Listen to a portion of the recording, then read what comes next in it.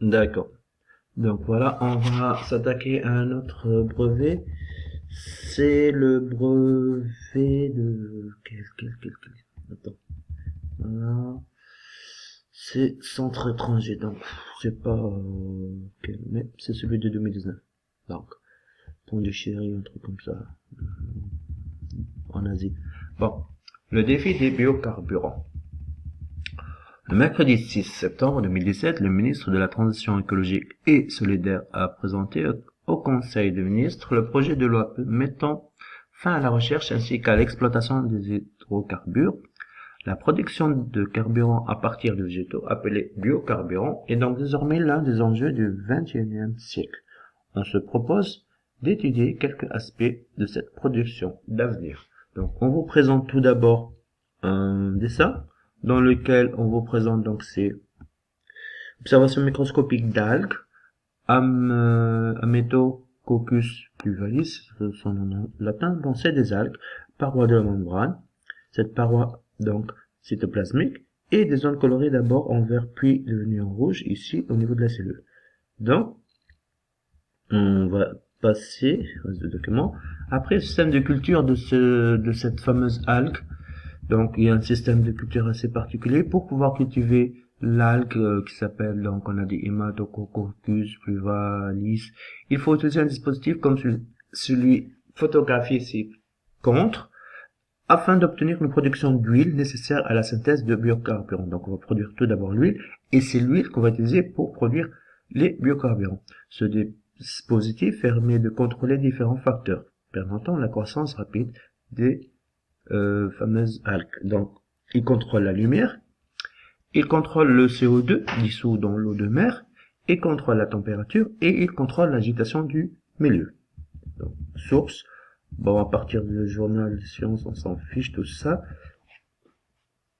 On vous demande à l'aide de document 1, identifier la substance qui est exploitée par l'homme ou l'être humain pour fabriquer les biocarburants à partir d'Haematococcus pluvalis. Donc la substance, on voit bien que c'est là.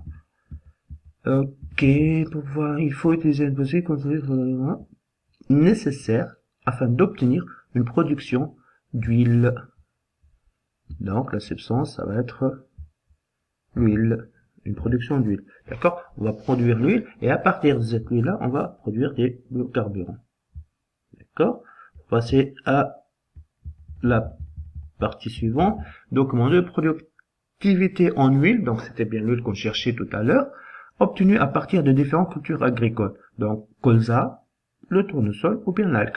Donc le colza, on voit notre graphique, c'est quantité d'huile produite par gramme par jour par mètre carré de culture. On est à peu près sur 4 grammes par mètre carré.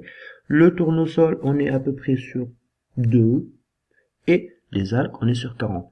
Donc, d'après ce graphique, on voit bien que les algues nous permettent de voir une productivité plus importante que les cultures traditionnelles, qui sont les cultures de colza ou qui sont les cultures de tournesol.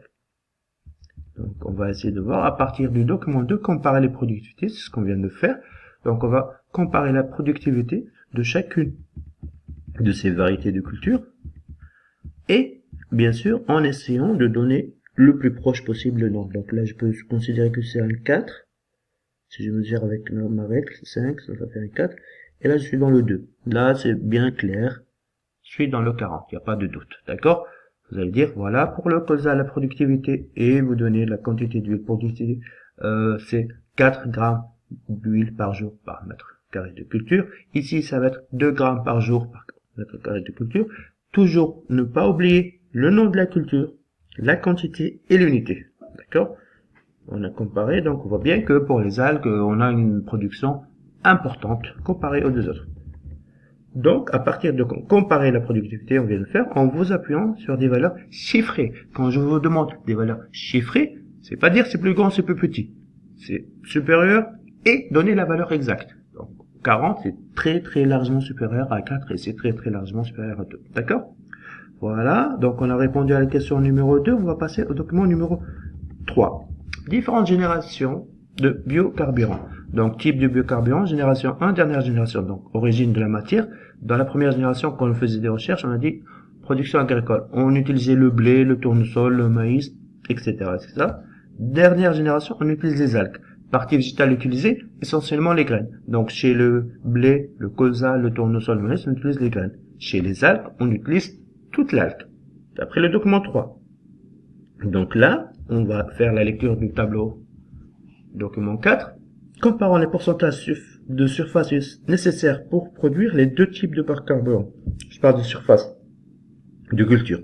Donc, pour la première génération, il me faut 72 pourcentage de surface agricole nécessaire à la production de 10% des besoins en biocarburants. Donc, il me faut 72 unités de surface.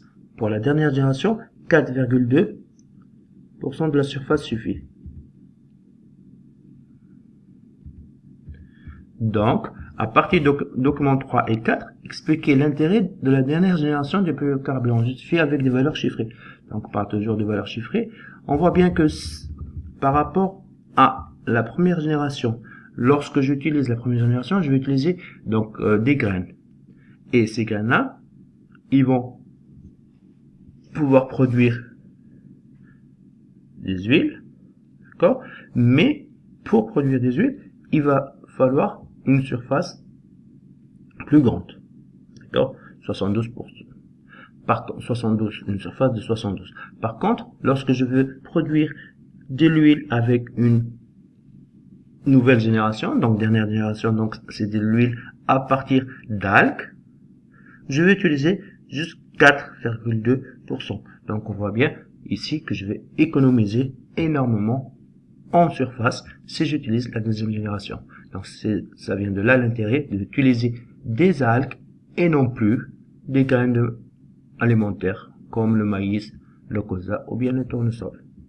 Merci pour votre attention.